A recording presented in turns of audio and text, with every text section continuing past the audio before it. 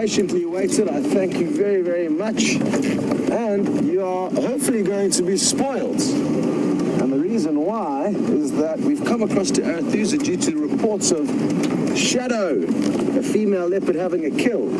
And what we're going to do is we're just going to show you the kill quickly.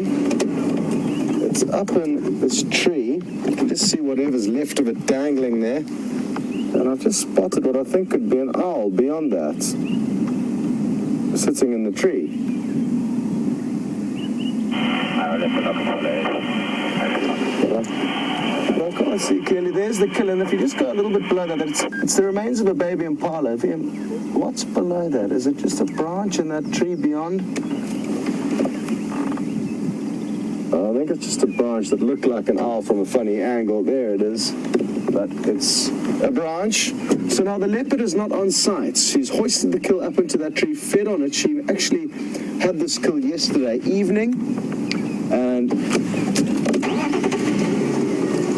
she was here this morning, but she was left unattended. And now we need to try and work out exactly where she's gone.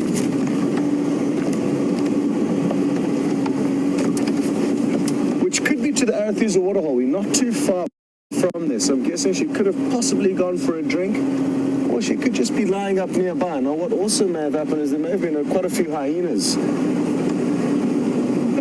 excuse me, coming in onto the scene. We've seen lots of tracks here, and that's a reason why she may have wanted to distance herself from the kill and not have to be in that tree, which doesn't look to be like the most comfortable of trees for her to sleep in.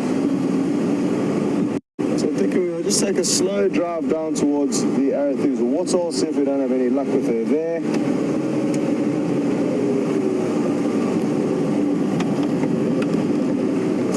We'll just check on the road here to see we don't have any of her tracks heading in that direction. There's just a few hyena tracks heading towards us.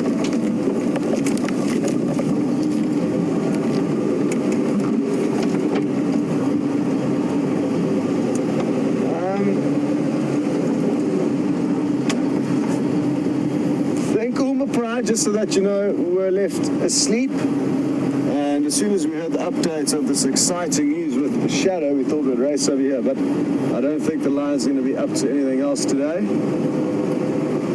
Of course, they could surprise us, and if something does walk past them, they will probably try and catch it, but they seem to have got comfortable where they were.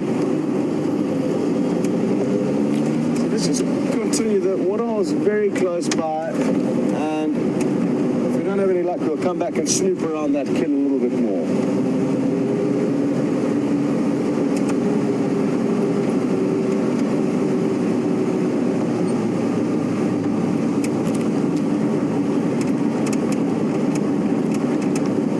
Hello, Patsy in Michigan, who would like to know about some other lion that we don't ever see called the Ottawa Pride, or we have yet to see them since I've been here. And Patsy, no, I'm not too sure what's going on with them. You say there were 3 adults with 3 cubs. Now you think there's just a mother and cubs. But no, sadly, I'm not too sure what they're up to, as we don't see them much.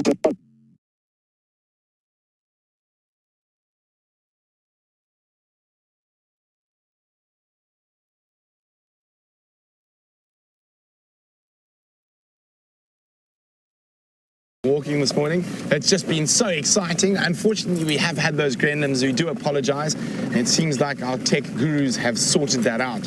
So yeah, on the back, or on the front, not on the back, today with Andrew and myself. And we're going to start slowly moving towards that area where Karula might possibly have moved. There's me on that bump. There we go. And if not, I think if we do find a nice little spot, we might take a stroll. I am seeing a few wildflowers around after that little bit of rain. So after the big cats, might be nice to have a look at some of the smaller stuff out there.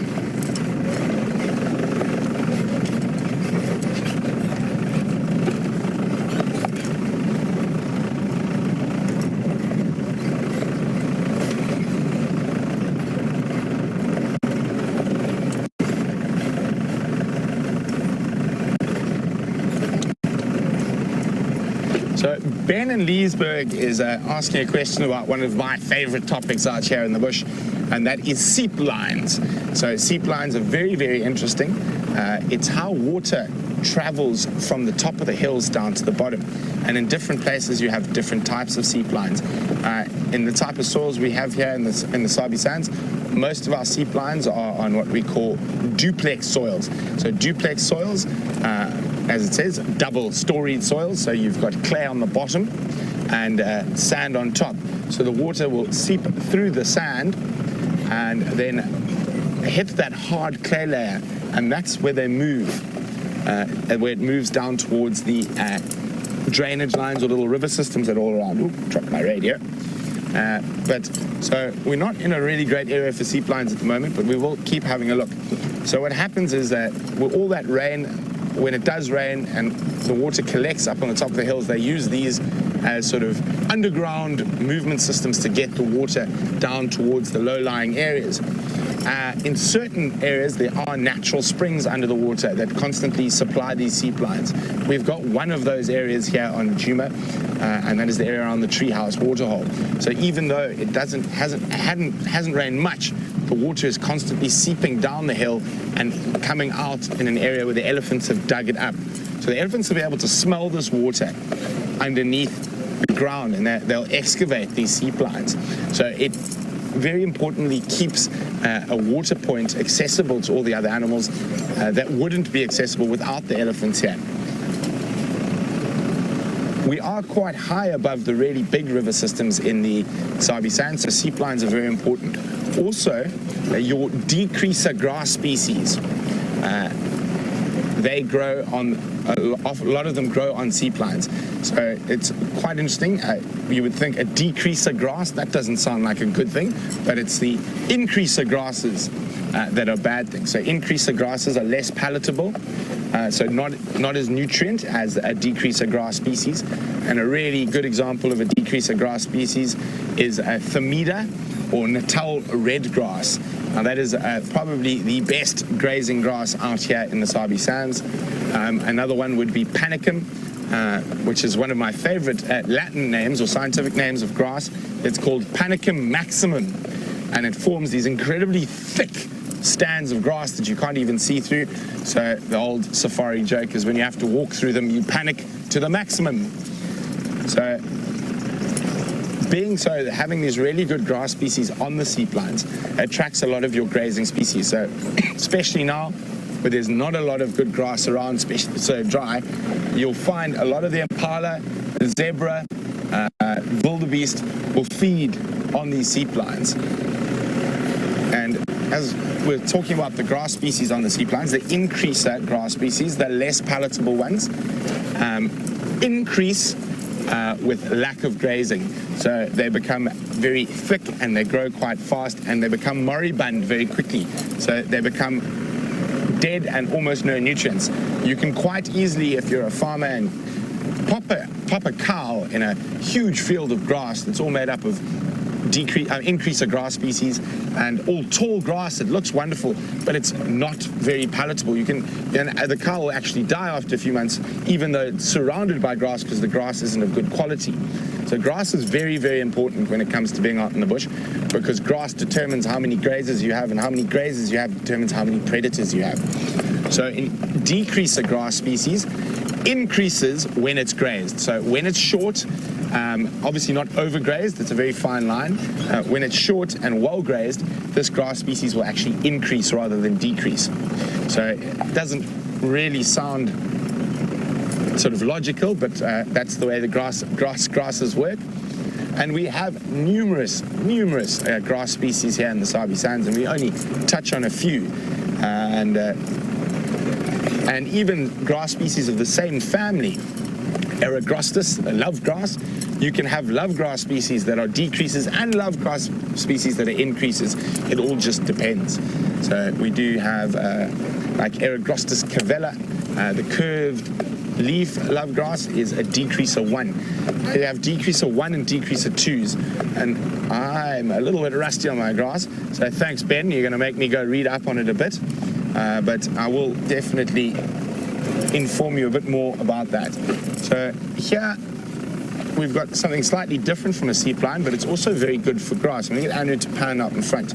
So you can see there's a lot of short grass in this area, and you can see it's well utilized by lots of different animals. Now, this is actually a floodplain on the Mawati River. So what happens is, in times bygone, when you have those 100-year or 1,000-year floods, these tiny little river systems will break their bank and will deposit topsoil on this floodplain area. So that topsoil is of high quality, so you do get very good grasses growing on these areas. And these are a lot of the areas where you want to focus your game drives, because you've got a good chance of seeing a lot of your herbivores or animals that eat grass, or your grazers in particular. And where you're going to find grazers, you're going to find the things that eat grazers. So very interesting. So a lot of people don't realize that the most important thing about, if you want to start a new safari lodge in a new area, is don't look at the animals. You might see lions every day for a week, but they might just be passing through. The most important thing is go look at the soil types. Now, the soil type is what will dictate the grass type, which will dictate the amount of grazers you have, which will dictate the amount of lions, leopards, cheetah, and wild dog you have. So, very interesting. Oh, this Mahindra is, we have to go into four-wheel drive to get through here. Here we go. And I'm hoping for 2 drives in a row, we had some hyenas lounging in a pan, and let's see if they're still there. I do find favorite spots and frequent them while the water's there, especially on warm days. I think today is going to be one of those days.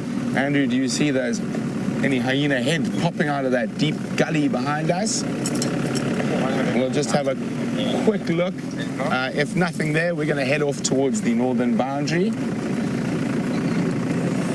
And it's amazing. We might actually have to drive a little bit closer, because sometimes you won't even see the hyena. It's in such a deep little wallow.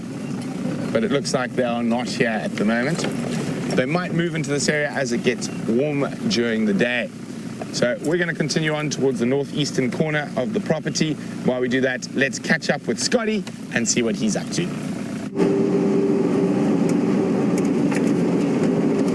So VM and myself headed back to that kill just to have a proper snoop around. We didn't actually make it to the waterhole to go and check if she was going for a drink, because we lost picture. So we thought we'd go back, hopefully find her there where we did have picture. But because that didn't work out, we are going back to the waterhole in the hope that once we get there, we still will have signal as well as the leopard. It's not uncommon for leopards to leave their kills and go for a drink, and along the way they actually may make another kill, which is hard to believe, but it happens. And that's why it's not uncommon for leopards to have sometimes 2 kills hoisted in different positions. So I'm hoping that we find her here somewhere. It'd be great to see not only lions drinking, but also leopards drinking in the same morning.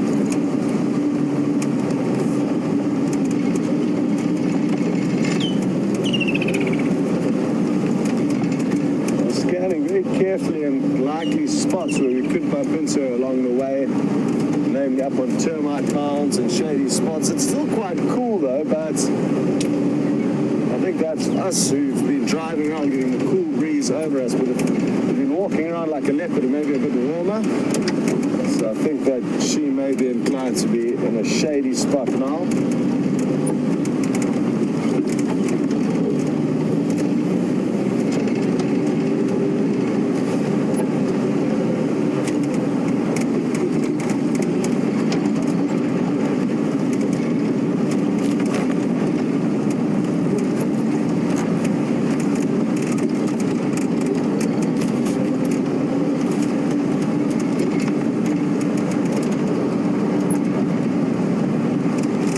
Ben in Indiana is interested to know if lions and other predators are clever enough to factor the wind into the equation when they're hunting. And not that I've seen, but different people will tell you otherwise. Other people will tell you that when lions move, they always get up and move into the wind. I haven't noticed that, but some people feel very strongly. So it is possible that happens. Like anything, I guess, in nature, anything is possible. But as far as I'm concerned, predators are not nearly as clever as people make them out to be, and they don't factor wind into the equation that I've seen. So if the wind isn't in their favor and they're stalking up to some prey, well, then their cover will be blown. Let's take a quick scan around here. No immediate sign of a leopard taking a drink, but interestingly, I feel that she may be quite fussy as well as clever and may decide to go and drink at possibly a fresher water source where water may be pumped into, or she may know where there's a broken tap in the Arethusa camp. Not to say that there's broken taps here, but you know what I mean? There could be a kind of little spot where she gets fresher water than what remains in this muddy waterhole, or she may have just found a mud wallow that has water in it somewhere nearby to the kill. But this is the closest official kind of water to where she had the kill, which is about a quarter of a mile away from us, not far away at all.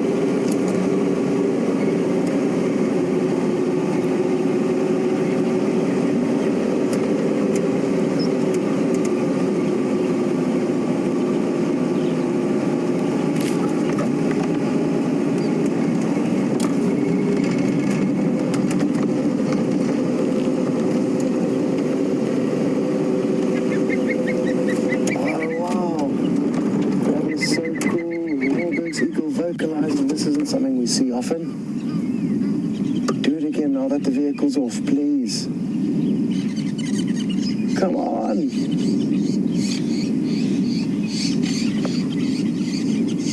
James Richards, on the topic of animals preferring clean water as opposed to muddy water, you've mentioned that there's a possibility that elephants who have young calves, oh, look at the hoopoe to the right, VM. Awesome. An African hoopoe. And watch carefully, it may flare up that crest on its head. There we go. They do that usually as they land. And it did land on the right of this dead knobthorn tree, but it didn't flare its crest up, but it may well. Sorry, James Richards. So, elephants drinking muddy water when they've got calves in order to get minerals and nutrients. I'm not convinced by that. And again, in my history, I've seen elephants always seeking out the purest and freshest of water. But things vary in different wilderness areas, James. So you may find that in a given area, the elephants, started to behave like that. But it really does depend on the individuals. And like I say, even though I don't think that elephants will do that, maybe it does happen somewhere. But as far as I've been in all different parts of Africa, elephants will go out of their way to rip up water pipes in order to access fresh water, and even to the point where fresh water may be flowing into a water hole, just like at the Juma water hole now, and rather than drinking out of the main bulk and body of the water, which is contaminated by dung and mud and other things, they will always queue up and wait for the fresh water coming out of the pipes. So, not sure where you heard that fact from. It could be a very localized, specialized scenario, but I don't see why elephants would try and obtain nutrients through muddy water. They'd probably aim to feed on different plants in order to obtain nutrients, and or possibly excavate soil, which they will do. And you'll find certain areas that are mineral rich with soil, or soil that is mineral rich rather, where elephants will dig in with their tusks and their trunk in order to, look here. Those vultures are bombing down all in one direction there. Let's watch carefully here. I love watching vultures. They could just be starting their day, but as I looked across, they weren't circling as they are now, but they were all flying directly in a northerly direction. And when you see vultures bombing in one direction and then landing, that's often a good sign that there's a kill or something that they're all rushing towards. But it could be that they are merely riding the hot air thermals that just disappeared out of our view. There's another one to the left there, VM. There we go. Then interesting. Who knows? Possibly some of them have locked targets of Shadow's kill. But I'm not convinced that is the case. The direction doesn't look quite right.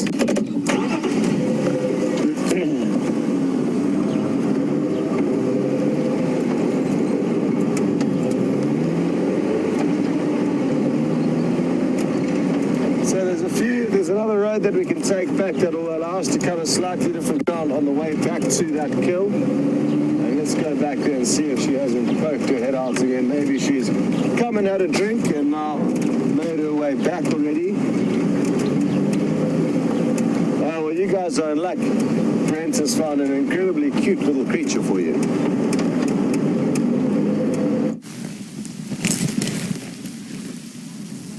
So, on our way towards where Karula was last seen, I have spotted one of the smallest little leopard tortoises I've seen this year. So newly hatched, look how little he is. His head's probably about the same size as my finger, maybe even a bit smaller. So cute. So they had quite a lot of risk at this young age. The shell isn't that hard. And to a bird, a ground hornbill, even a predatory eagle or something, this is a perfect little snack. Oh, look at him go. Where are you going, little one? So you can see this sort of claws on his feet. Aren't they incredible? And those are the little footprints we often find around the water holes. So there we go, you can see the claws. So you can see, look at my fist next to him. He's probably, what would you reckon, Andrew? Not even a quarter, maybe an eighth of the size of my closed fist. Yeah. So not even 5 centimeters across the back, I would reckon. So sweet.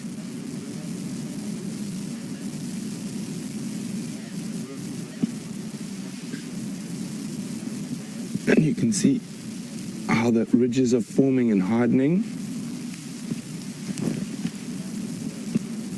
So Sherbert's wondering how we spotted this, and we just saw him moving, or her moving. Oh, it's got grass in his mouth even. So it has been having a meal today. I'm just gonna, if it wants to leave, I'm just gonna move out of the way so it can move away from us. So this little bit of rain we've had recently is the reason why they've sort of probably hatched recently. Sherbet, so basically I just saw what looked to be like a little piece of stone that was crossing the road in front of us. And fortunately I saw it before we drove over him.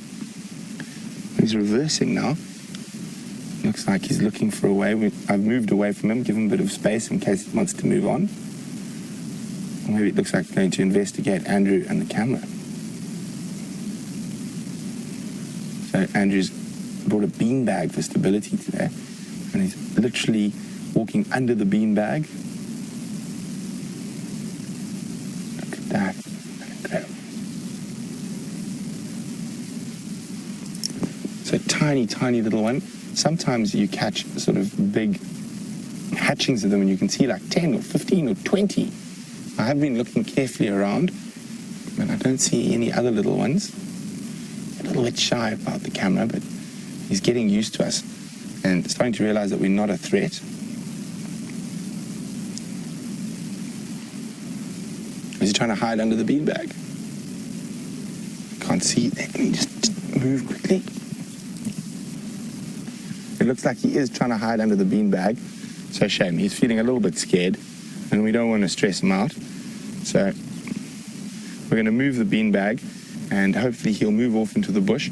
So now that it's getting a bit warmer, he's going to go look for a spot under one of these bushes and stuff to hide under. So let's just move the beanbag. Sorry, little dude. Go that way. So I'm just going to ask Andrew to move a little bit further away from him so we give him some space so he can move off.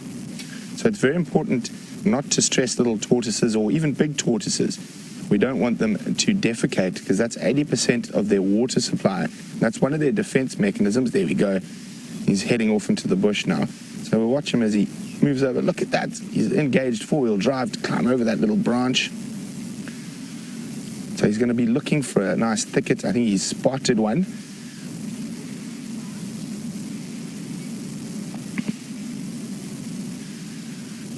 So Lynn's asking, how fast do they grow?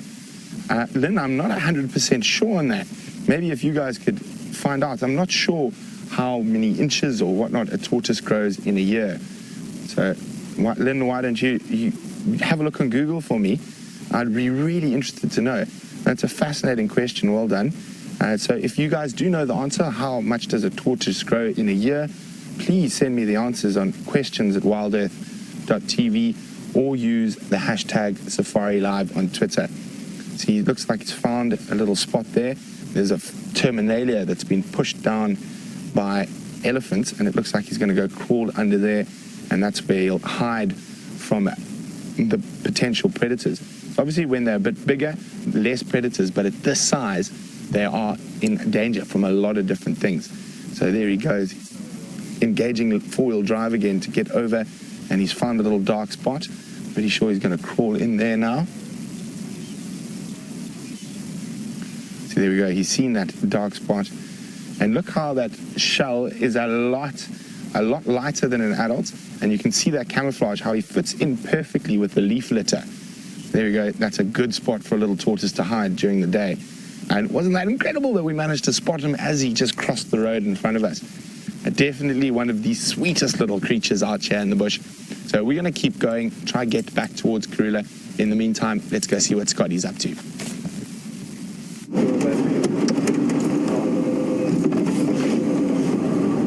Welcome backwards, everyone. And we are reversing towards a squirrel that didn't sound too happy. It's letting off its little alarm. Chick, chick, chick, chick.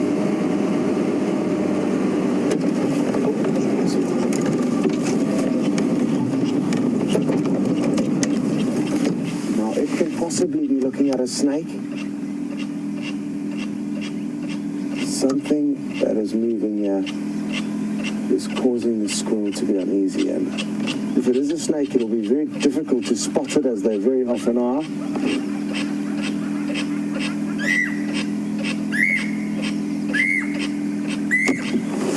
Cuckoo now calling behind us. I think a Jacobin's cuckoo, possibly a striped.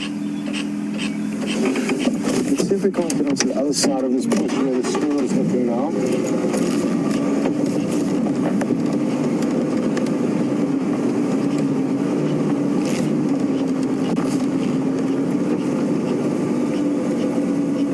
You'd like to know what vultures we were looking at, and in all likelihood they were the white-backed vultures. Those are the most common vultures we see here, and that's what I would guess. So that they were very far, so I didn't get my binoculars onto them, so can't be certain.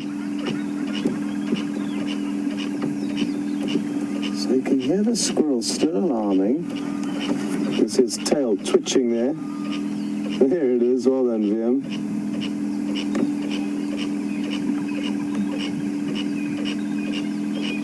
Oh wow, look at this, VM. Look what I've spotted just here in the grass, just in front of us.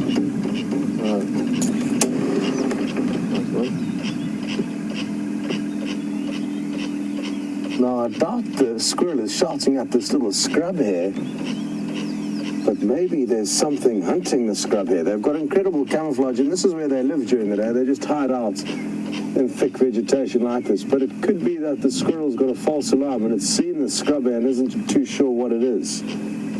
So that's a possibility. Look at the scrub here. And they'll sit tight, even a few meters from them before moving. They don't want to give away their cover, so often keeping still is their preferred method when feeling nervous or anything big like us is next to them. Let's see if we can't get a slightly different angle. But there's something here, because for the squirrel to still be shouting the way it is,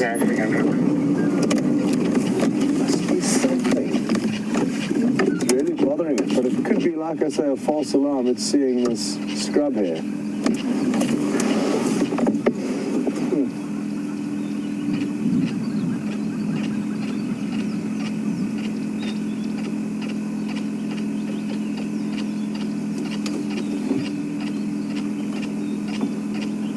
Hello, Billy in Nova Scotia.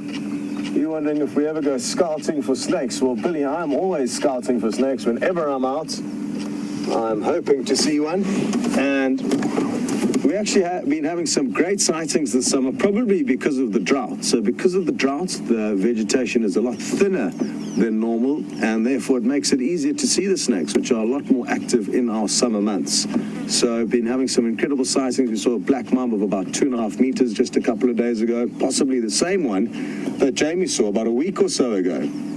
So we've been spoiled with some really good sightings. The biggest of the snakes that we get in this area is the African rock python. And I think one's been seen, and I can't remember how big it was. I don't think it was a monster, maybe 2-3 meters while I was on leave, so about a month ago. But a whole host of different snakes have been seen. They are very difficult to find them, even though there may be one slithering around you right now. And I actually think that's what's getting the squirrel worked up. It's difficult to see what's what. And it's all very well me jumping off to look for the snake, but then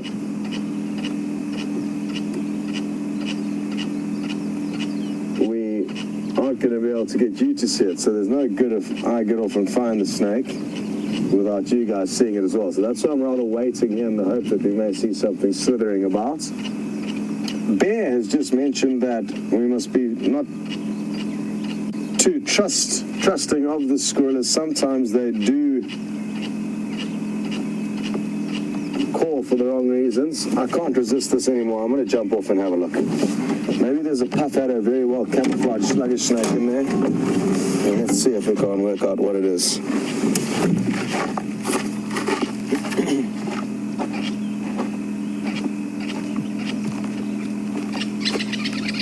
Strawberries just run off.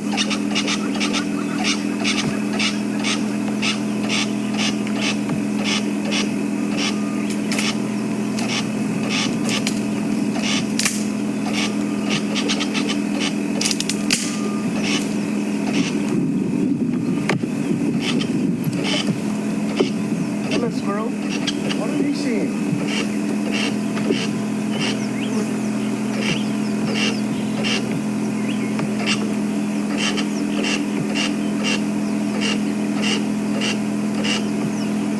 I can't see anything at the outset, so I'm going to just circle around this bush.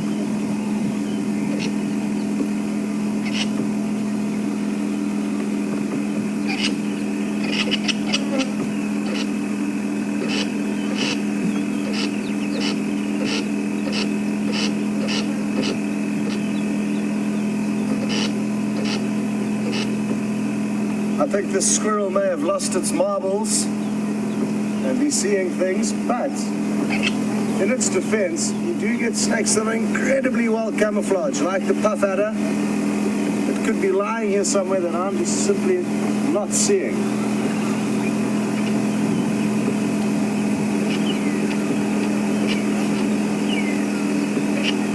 You also get a snake called a twig snake or a vine snake, which also looks exactly like a twig or a vine. So that could be the other critter that the squirrel has managed to see with its beady eyes, but I cannot.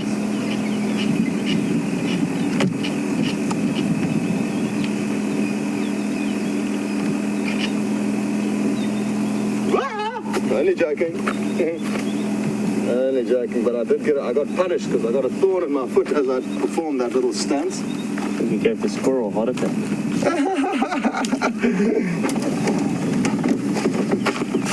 Well, serves it right for putting us on a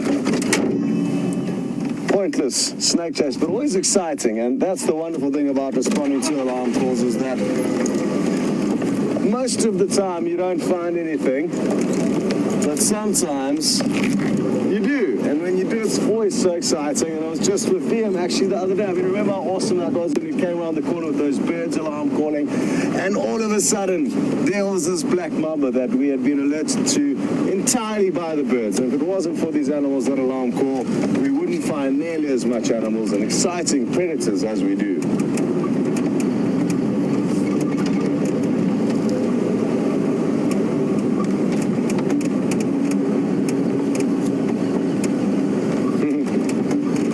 Fleetwood, I share the same sentiments as you. Of course, a squirrel should know the difference between a hare and a snake, but that one is obviously feeling a bit rusty after a big Friday night, possibly. Maybe the Marula beer was flowing at that squirrel's local pub. And it's that time of the year that hopefully we can expect some of the Juma staff to come bearing some gifts of Marula beer for us. Last summer, they brought us a couple of litres of the delicious home brew made from the Marula fruits. Just going to stop here and see if there's a bateleur eagle soaring just above the trees there. VM's already all over it.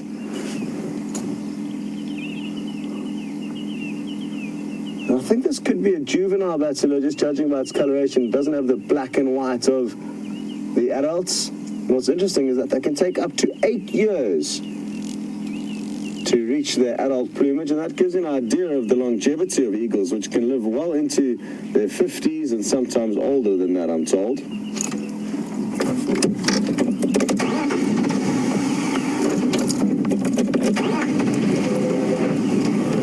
Alyssa, you say you'd love to see a rock python. Well, I'm feeling confident that we may get a couple more sightings of rock pythons this summer.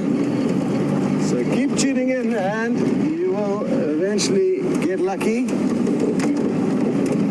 with one of us, I'm hoping. Last year we were actually alerted to an African rock python by a herd of Inyala that was staring intently into the grass. And we thought, uh-oh, there's something up here.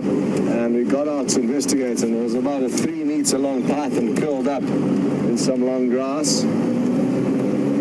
Really, really awesome stuff. I think I must have said that about 50 times today. Really, really awesome stuff. I'm not too sure why. It's stuck in my head, having one of those days.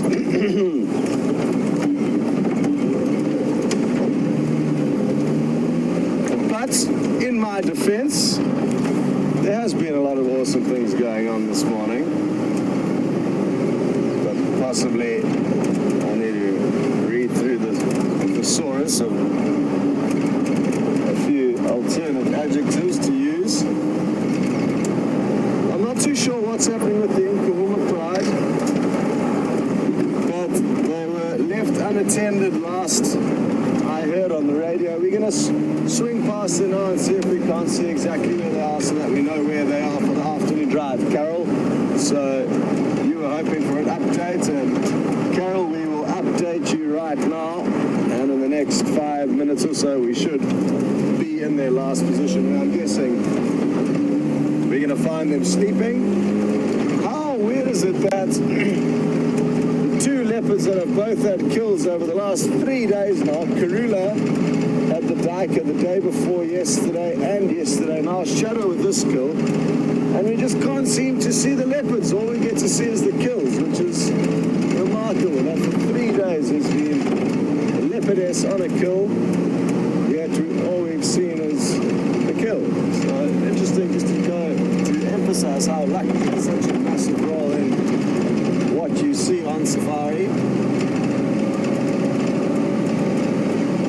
But there's enough meats remaining at Shadow's kill that hopefully Brent will be driving this afternoon. We'll get lucky, or maybe he can do a full day of walking and I'll do a full day of driving. We'll have to work it out. Either way though, one of us will be torn between the Nkahuma Pride and Shadow.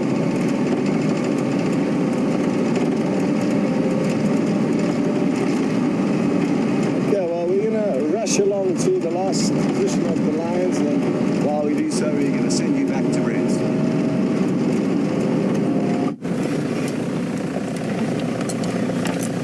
So we've come to the spot where Karula had her duiker killed. There's still some meat in the tree. And it's unlike Karula to leave anything to waste. So you can just see over my shoulder, there's a bit of the leg and the hips hanging there. I'm just trying to check under every bush, see if she's there.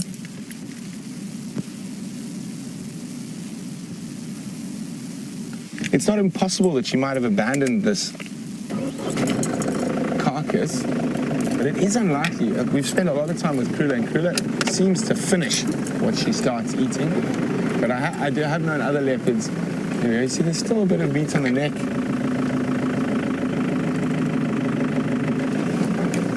But it isn't impossible that she might have abandoned it. And if she has, I think it's a strong possibility is she could hear Thandi and Tingana yesterday mating, and she went to investigate. So just double check again carefully. She's not hiding around the corner. Nope, doesn't look like it. So very interesting. There's one little spot I want to check. And maybe she's gone for a drink. And there's a tiny bit of water in Buffelshoek waterhole, but it is quite, for lack of a better description, foul. But if that little bit of rain, this is the beginning of a sort of a river system and a drainage. So there is, sometimes it goes through this little section here under the ground that we're moving on and seeps through on the other side of the fire break. So I'm going to go have a look, and wouldn't it be just the perfect end to this sunrise safari if we found Karula just here.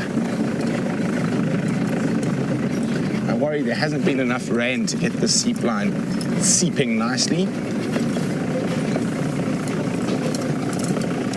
And it doesn't look like there's any water in here. So sometimes the water digs in under here.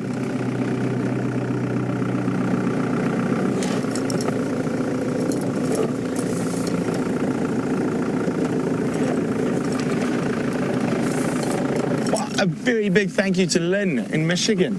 I'm not going to forget that now that Lynn has told me. She says with how fast a tortoise grows, it completely depends on the environment and the conditions. So obviously good rain year, bad rain year, amount of food availability. But on average, it's between 2 and 4 inches a year. Thanks very much, Lynn. I really do appreciate that.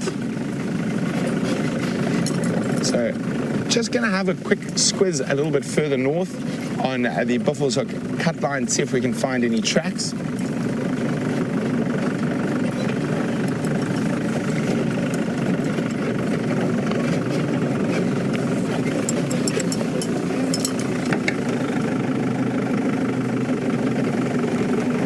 There's just lots of hyena tracks around.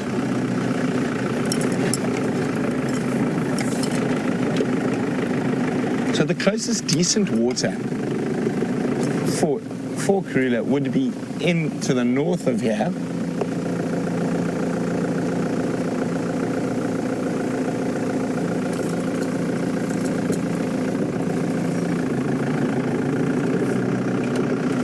Michael Fleetwood, thanks for another question, Michael. Michael would like to know, how old does meat have to be for a leopard not to want to eat it? Well, Michael, leopards will eat the absolutely most rotten, vile stuff you've ever seen. So it literally has to be so old that it is dry and hard and unable to be chewed. So generally, rotting meat full of maggots make not a difference to a lion or a leopard.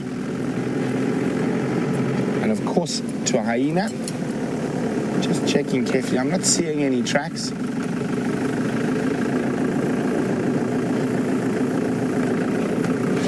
Did you hear that, Andrew? Thought I heard a squirrel. Could have been my imagination, though. Just really want to find a leopard so badly, I start hearing things.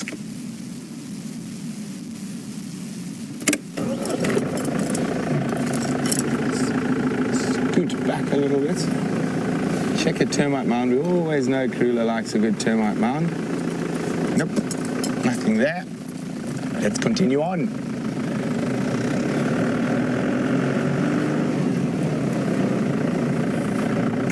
So great to have the Nkahumas around again, and it seems like they've worked out finally that there's sort of a lack of lions in this area, which is great for us because it means they might hang around a bit. And it is wonderful to have the lions, and especially the Nkahuma pride, a pride that we've spent so much time with. And I wonder where that fifth female is. Maybe she's off mating with a Birmingham.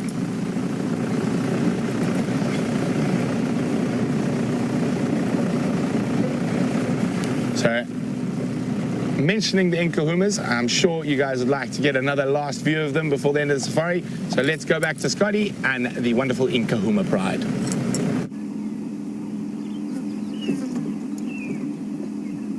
Well, as predicted, the Nkahuma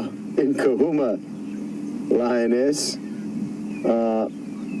taking it easy, and they're probably going to continue to do so the whole day, unless, of course, something stumbles past them. And there's a good chance in this quite thick area that they are in that they will get lucky, and simply by sleeping in this thick area, they increase their chances of an easy ambush. I'm hoping that this afternoon we get lucky enough to see them reuniting with the fifth lioness from this pride, and nobody seems to know where she is. So maybe she's off mating with one of the Birmingham boys. Who knows?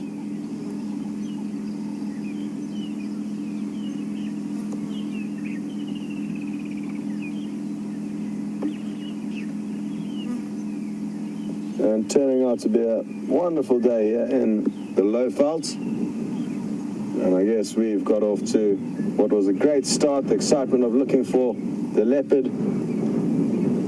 and then the wonderful reports that came through from you guys that these lions were at the Djuma Waterhole. So Brent and I both rushed over, and I really love being in sightings with another SafariLive vehicle, because we just give you different views and perspectives, and you also get to see exactly how the picture's coming to you, or where at least it's coming to you from the different perspectives.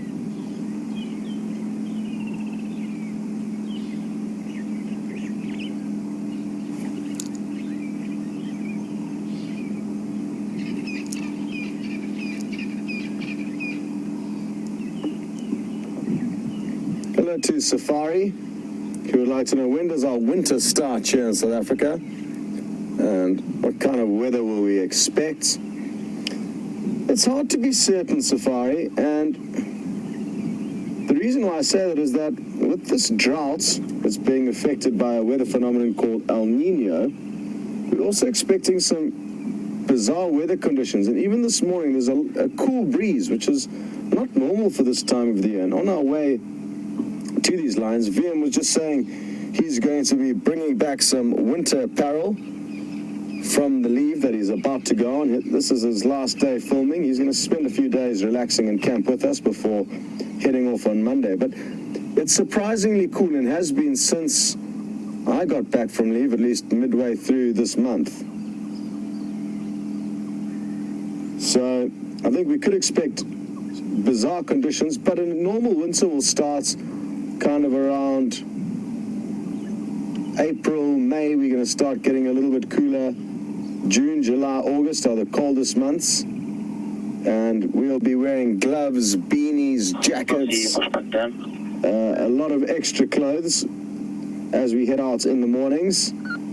The days are always sunny and blue skies just about. It's not our rainy season, so you always start peeling off the layers of clothes by the end of the morning safari, and vice versa. The afternoon safari, you'll start in a shirt, and by the end of the sunset safari, you'll have many, many layers on you as the wind temperature, or the temperature, drops drastically. And obviously the fact that we're driving around in open vehicles contributes towards that. But we'll seldom ever actually have frost on the ground here. We seldom ever go below 0 degrees Celsius. So quite pleasant winters, and I much prefer the winter to the summer in the Lowveld. But that's just me personally. And important reminder, as of the 1st of February, we are going to be heading out at 5:30 Central Africa time in the morning. So basically half an hour later.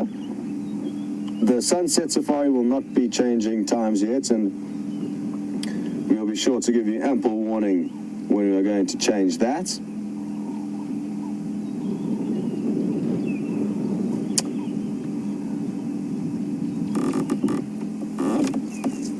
Well, it's been a wonderful, wonderful morning. Again, apologies for the tech issues along the way, but well done to the tech team who managed to resolve that problem, and at least we got to spend some more time with you towards the end of the Sunrise Safari. Thank you again for all the questions and contributions, and well done to Kirsty and Nikki in the final control room. Viam, a great stint here, and enjoy your leave. Always a good feeling to do your best and then head off, enjoy some time off. We're going to send you over to Brent for the last little bit of the safari.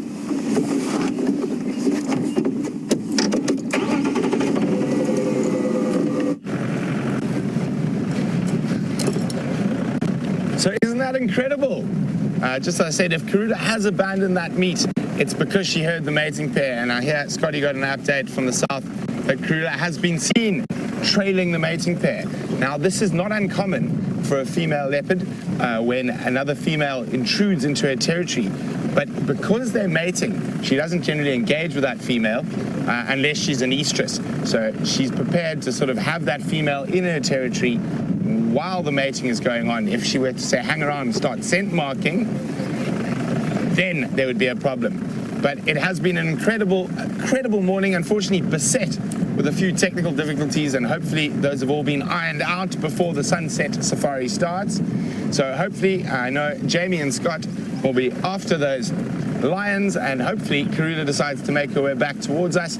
But from Andrew and myself on the mobile tracking team, it's been great having you with us, and I cannot wait to get out again tomorrow morning, and always a little bit jealous of the guys who are on drive, but who knows, maybe you'll see me out. But from the whole SafariLive team, goodbye.